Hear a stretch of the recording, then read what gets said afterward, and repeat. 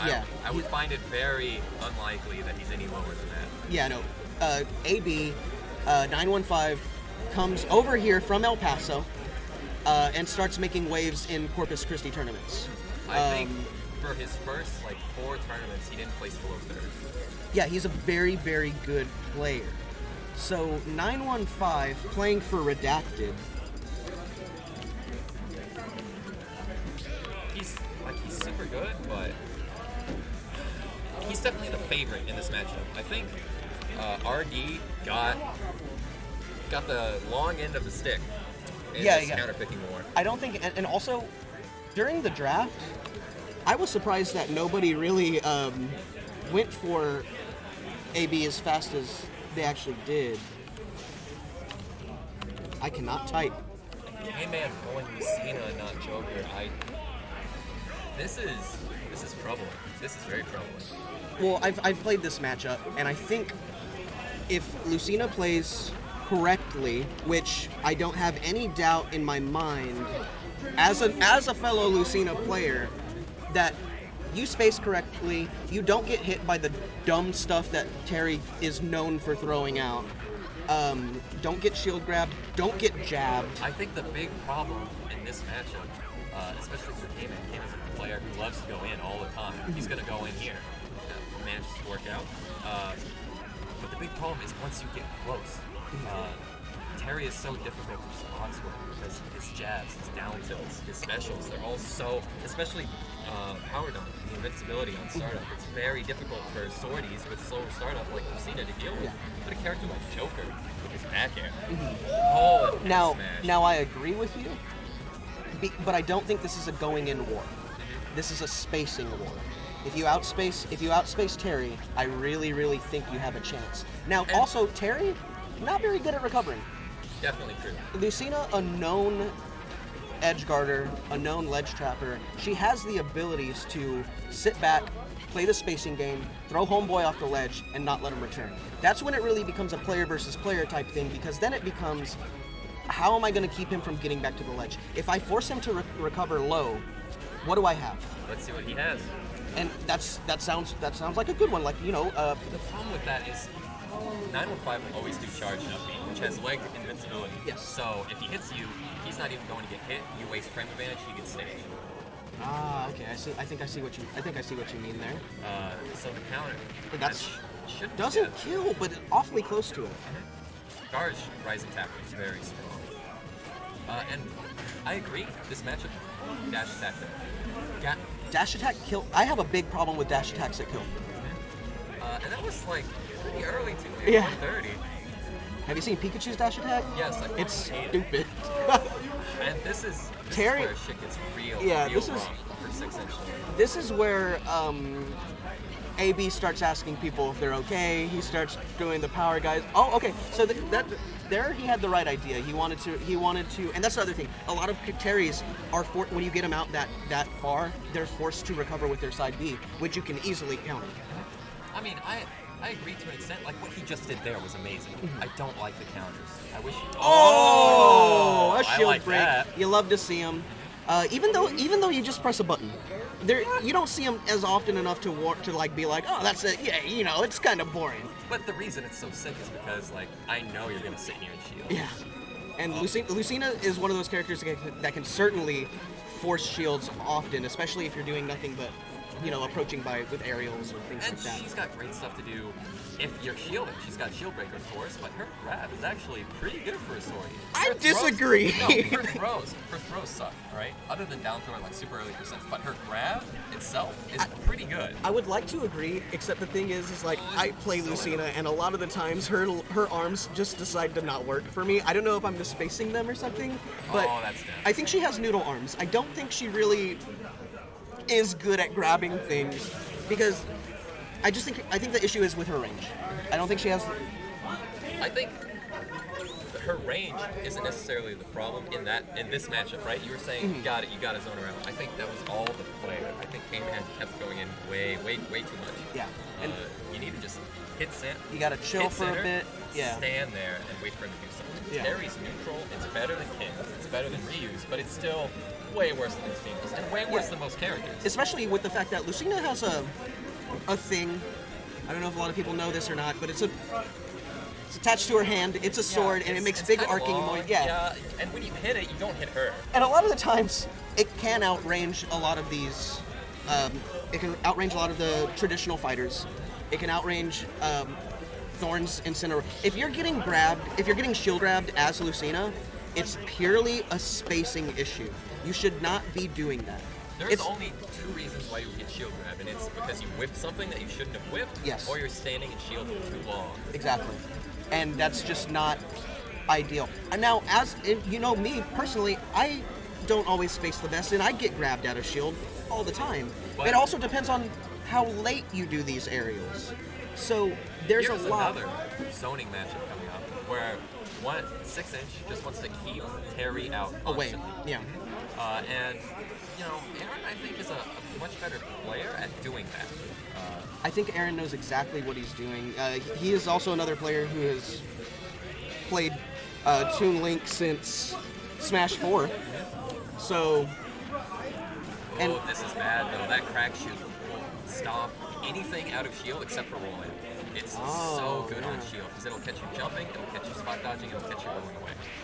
and this, Big juggle here. yeah, this is where you want to start. Now, for 915, he understands. He's a good enough player to understand that he needs to pressure and bother Toon Link as much as possible. You don't want to let him set up the whole issue that we were talking with Lane and I were talking about Olimar and Simon, or Olimar and Richter. You were giving Olimar all the time in the world to throw his projectiles, but in your defense, you also had a lot of projectiles to throw out too. But enough about that. Like the difference here between K-Man playing against Terry and Aaron playing against Terry is Aaron is just giving up stage. It's fine if you have stage. I'll just throw boomerangs and I'll pick my spot.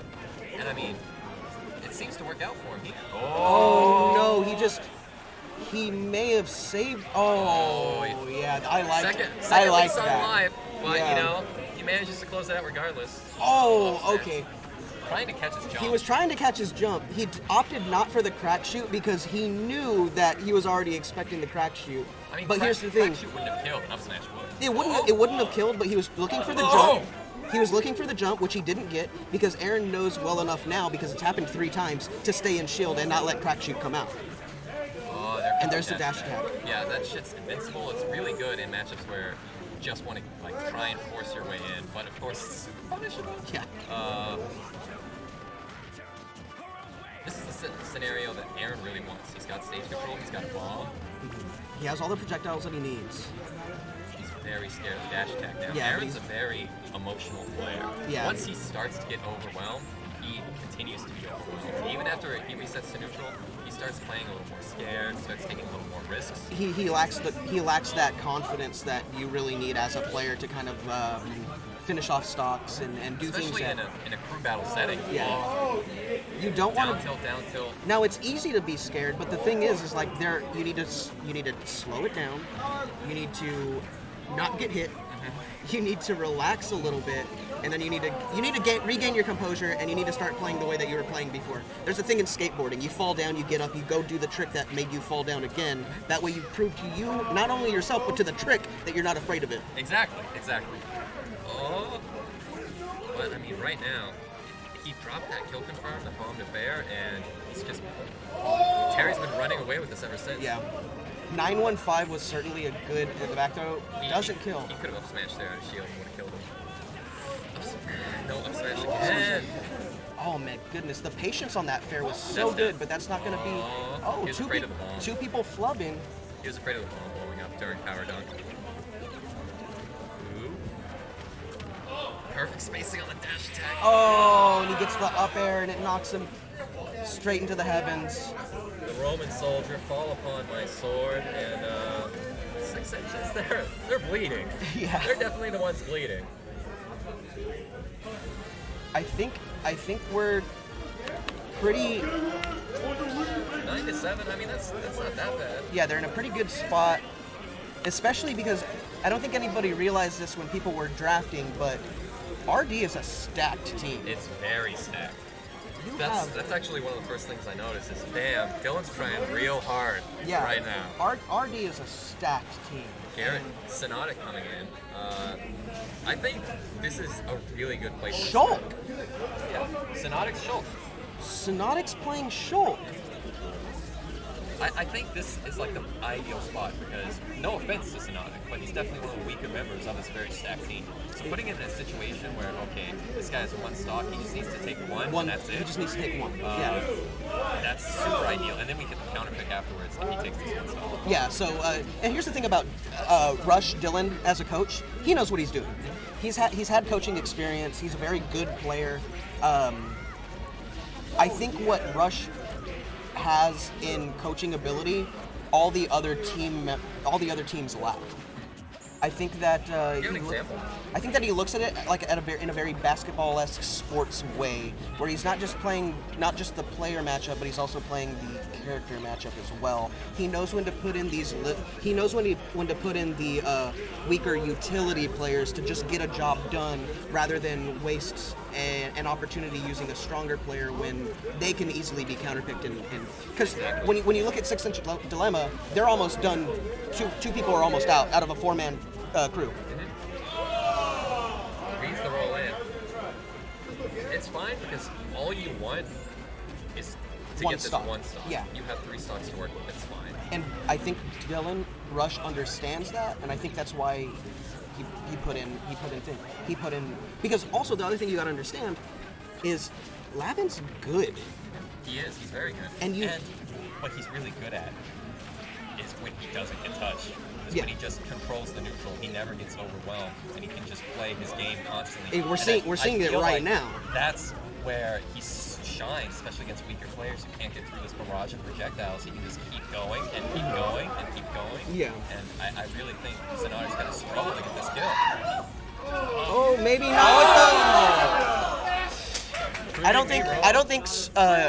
I don't think Smash and struggling to get a kill are two things that happen. Yeah. I mean, those two, when you see Smash Monado come out, and you say the phrase "struggle to get a kill," that's not a thing that should be Sonatic said. was thinking the same thing. He's like, I have to get this kill here.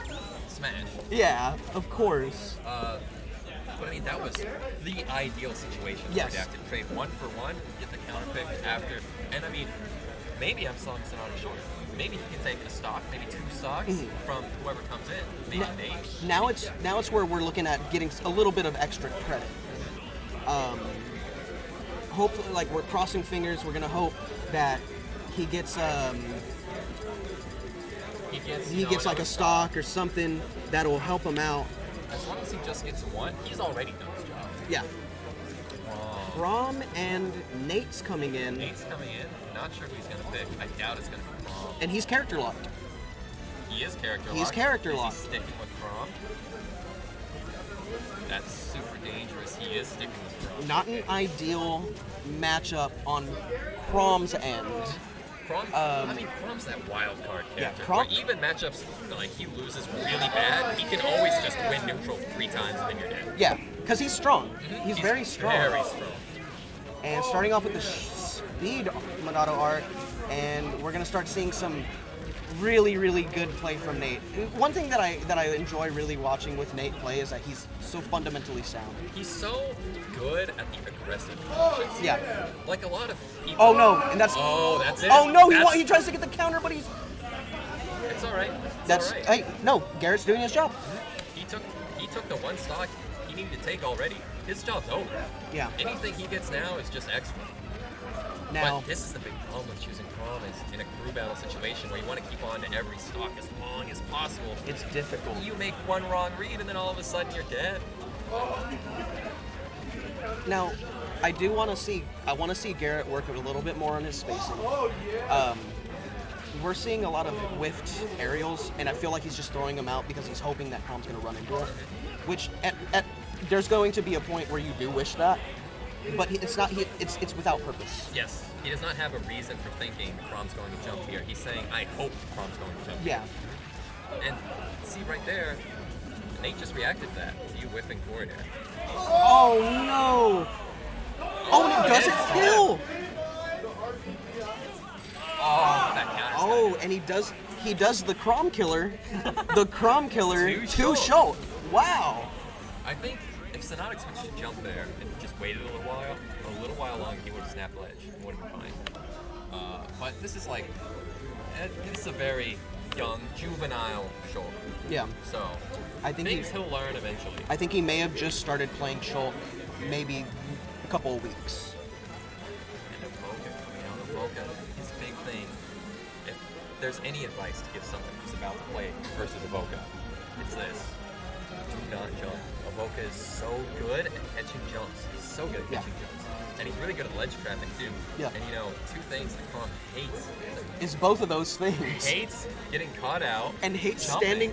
hates standing still. The boy wants to jump. Exactly. And all the arc fires, Yeah. the fucking electricity, all that shit's No going- projectiles to harass on his end either. So he has to navigate a minefield of projectiles, also not get hit, not overextend, and that last one is the big one, because Yeah. if anyone's gonna overextend, it's Stardust. it's not going to be Avoca, who is fine with standing still, Just abusing those big charging head it up. hitboxes, charging up his projectiles. Getting the L Thunder, and then running that mix. 'Cause Yeah. if you shield the L Thunder, then it's mix time. Yeah. And that's not where you want to be. But of course, Crom's really fast. He can stop you from getting that charge up. But the moment you get hit, it's gonna be rough, because he's gonna get the charge, he's gonna get arc fire, and then shit's gonna get rough. Let's see what's gonna happen. I'm very, very interested in seeing this. Starts off with the arc fire, which is always good to get your opponent caught in, because it very reminiscent of Ness. That's PK fire, but way better. Yeah. The arc it travels is amazing for catching jumps, and it travels way further. Way to cut off his options. Isn't able to capitalize on it though, and that's Oh, this is bad. This is really bad. and there it is. He ain't coming back from that. And No, he is kept his jump. coming He back kept his from it. jump. He kept his jump. As a former Avoca. Crom player, it taught me how to save that jump as long. I think also Melee did that too. Not dead. He could have done another arc fire there. Maybe would have killed him. But He is trying to catch those jumps. It's there not he is. That forward air is trying to catch him. grabbed him out of the projectile. He wasn't sure. He thought maybe he shielded it, because he could have killed him there. Thoron's gone. No charge. No book. This is dangerous. Down smash. No 11 sword either. This is really dangerous for Oh, but Avoca. he gets the arc fire, Yeah, but no 11 sword means he's struggling to kill, but here's the ledge trap setup. and there Yeah, it that's is. death. That's all he needed. This ledge I will trapping is put so my good. money on Avoca's ledge trapping all day. Of course. It's basically like a better Belmont arc fire. Yeah. Because he's got a sword. Belmont's really struggled catching jump from ledge. Uh-huh. Robin does not. That forward air is amazing, and it kills so early. And there it is. Look at that, With this- 40%. What we're seeing here is the exact thing that we were talking about on the overextension, trying to navigate projectiles and trying to get in, because he falls down and grabs. Okay, so to go back to what I was saying earlier, we're seeing Nate. Wow, this getting man so is greedy. tap dancing around him. Finally gets him though. Nate finally Now- cleaning out that stuff. Stardust is doing the thing where he's always getting hit by arc fires because he's not spacing anything correctly. There's the L Thunder mix-up. If you get hit by that and he's close enough, that's guaranteed. Oh man, just let go of shield a little too Just like soon. you were saying, navigating the projectiles. It's He kept difficult. shielding the ones you don't want to shield. The L Yeah. Thunders, the Arc Fires. You shield that close to him, it's free punish. Free punish. He can get a grab. He can get an F smash. He can even just wait and decide, okay, this guy's gonna jump out of shield. Yeah. Forward air, kill him. And even if you are like, okay, he's got a forward air me. He's got the next level beyond that, which was the empty hop. Nosferatu heal himself back up. Which we heal did see. him- We saw that. And I expect to see it again coming into this next match. Not sure who they're sending out. They have JXBL, they have Nick. I don't think we're going to see. We have to see JXBL, right? Who else do they have? I think it's just JXBL. just JXBL and Nick. And I don't think we're seeing Nick. I don't think Nick is ready. Mark's standing back trying to discuss what they should do.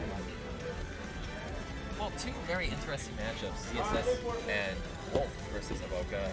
CSS, I feel, JXBL will get very messed up by Avoca. And here's why. Like I said, don't jump versus Avoca. And if there's one thing that Julian Xbox Live says to do, it's loves jump. jumping. He loves jumping.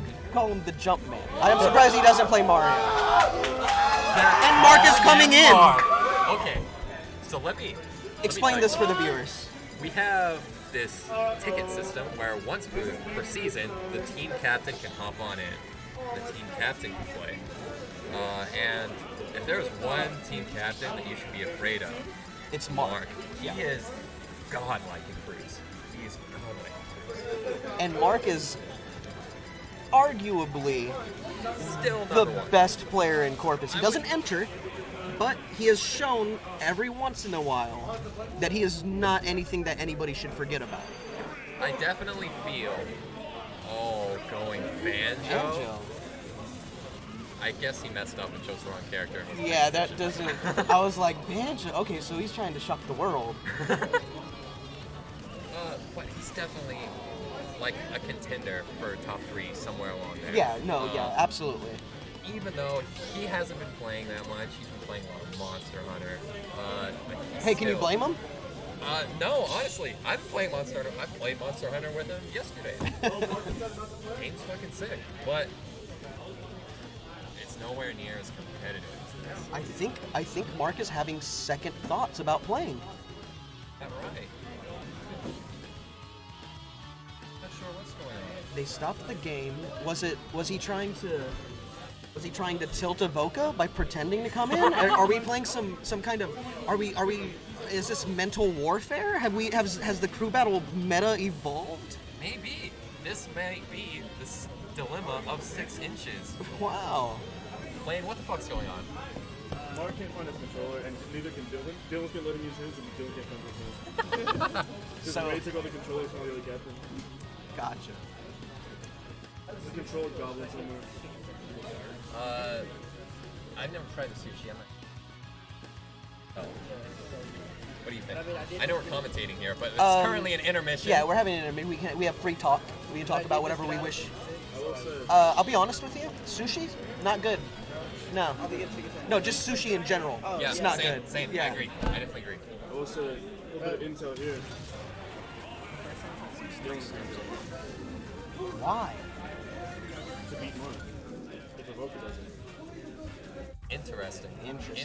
Yeah, this is I mean, certainly something that I did not see this early in the season. Yeah, I agree. I don't agree with you either. I mean, if Mark beats Avoca and he still has 2 stocks, I don't think there's anyone Redacted can send in That can't take at least one stock. I mean, I don't think they can beat it. Look, I'm just saying, he's good. He's good. I don't think you understand what they're going up against, but... All right, go hang out with your team.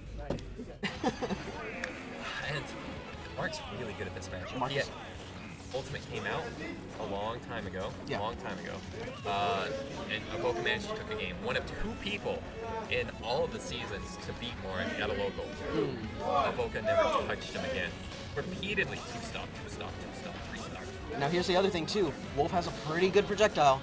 Wolf has a pretty good projectile, but the big thing that Wolf is amazing at is jumping. Yeah. His aerial drift is so good. It's hard to catch him out of the air. He got 2 in there though. So hopefully, trying to get that jump out of shield, but he doesn't, just exactly like you were trying to talk about earlier. Mark's really good at not falling for the jump bait. Here comes, doesn't manage to get it. Smart stuff by Avoca to roll away, giving up stage control. Now I did like that. I did like that platform trapping that he did right there because he gave himself. He went with such a safe option that he was going to be able to capitalize if it did whiff, or if he missed the tech, which he did. This is dangerous stuff from Avoca. Yeah, you don't want to be on the ledge against Mark. You have to be careful. Between down Walter smash, has shown time and time again that he is one of the best ledge trappers and edge guarders in the entire scene. But something he's also amazing at is getting out of these mix-up situations from the Elf Thunder, from the Arc Fire. He's really good at, you can't with Yeah, you those. can't, yeah. He's really good at getting hit by them and knowing, okay, I can just roll out here. I Yeah. can just roll in here. I don't need to take this mix-up. He's I could just really go good. away. I should just get away from you because I can. And above it, you see he jumped forward there, jumped forward there, jumped forward there, because Yeah. he knew Mark was eventually going to He jump. has to jump eventually. He's flipping all sorts of coins, hoping one of them lands on head. Oh, and he misses. Even if he hit no 11 sword, man, it was unlikely that that would have gotten a kill. Oh, this is super dangerous. Oh no, and he drops his sword. Yeah, this is not. This is right where Mark wants to be. Oh. Into Avoca's arms. Oh! He did not do that. That was interesting. That was an interesting trade. Yeah, it's really laggy. Not a very good trade on Mark's end. Definitely It's not not. the worst trade deal in the history of trade deals. But I mean, two stocks here. If Avoca can manage to just get one, I think Redacted's definitely favored. They don't have to send it Dylan, but I don't know. I don't know if he's going to be able to do it because with just two stocks already, Mark has been able to show that he maybe has a little ring rust, but not enough that he can't win. he's maneuvering around these forward airs very, very well. Doing his double jump over the forward air, coming down with an air. There's the jump out because. And he covered it with an air too, just in case he wanted to get silly and do something. Robin is so slow. The shield the rolls. Avoca is so scared.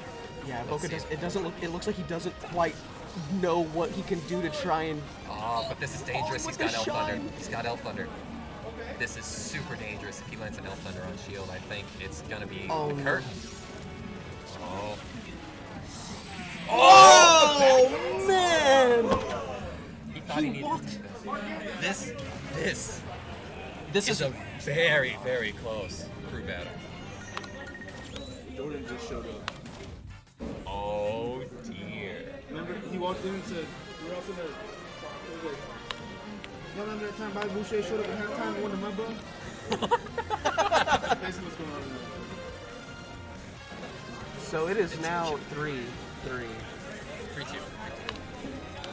But I mean,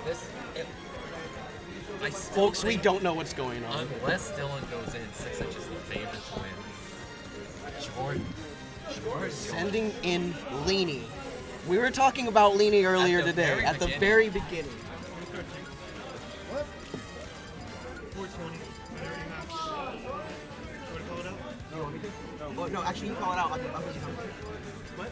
You call it out. I'm busy commentating. Okay, now, I hate to say this, but Jordan's going Isabel, and he's going to lose. Jordan's going Wolf, my man. He's gonna. He's Oh, gonna oh, warm okay. up real quick. Just a quick hand warmer. Gotcha. All right. 420 starting a little bit. Very scary. I was very worried that he said, "Oh, Mark? Oh, I'm gonna be playing against Mark. Yeah, let me go Isabel." This is 41. My bad. super fucking dangerous. It does not matter who Jordan goes. I think Mark's gonna have the upper hand. I don't want to see a Wolf Ditto because I think Mark will wipe the floor in a Wolf Ditto all day. I think Mark would destroy him if he plays any of these other characters way Let's worse. go ahead and hop off the friendly. Because if there's one person that will abuse the fat character, Hop off the friendly. especially a fat character that loves to jump like Wario, it's Mark. Because that's the one thing he's been practicing, is trying to stuff out people's aerials when they jump With fair, which is very big. very big. Very And he's big. really fucking good at it. Yeah. Oh, of course, it's Mark. Yeah. Like, he'll be stuffing out Lucina's before. It's crazy. And here we go. It is a Wolf Ditto. It all comes down to This who is- gets the forward air first. Yeah. Because whoever can get that aerial control, whoever can control Russia's skies, is gonna set the stage for the rest of the match. For the rest of the theater of the war. And look how much damage he got off that one landing forward air.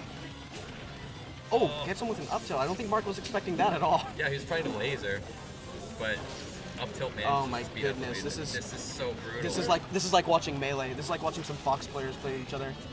Just But the throwing thing out. about Fox players and melees I hate to say the B word, but it's volatile. Yeah. You can take a stock so quickly. This is exactly what we're seeing right here. Oh shit.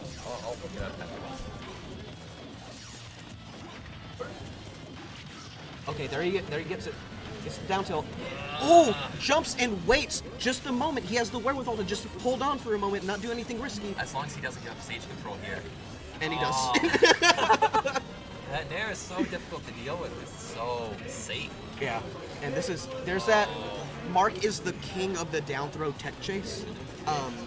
He was actually the one that I realized that was abusing that from Wolf quite often. The down throw, dash attack, It's it's so so good. because dash attack, it's a 50-50. Dash attack covers everything else. If you roll in, you get down smash, and you will die so early. Yeah.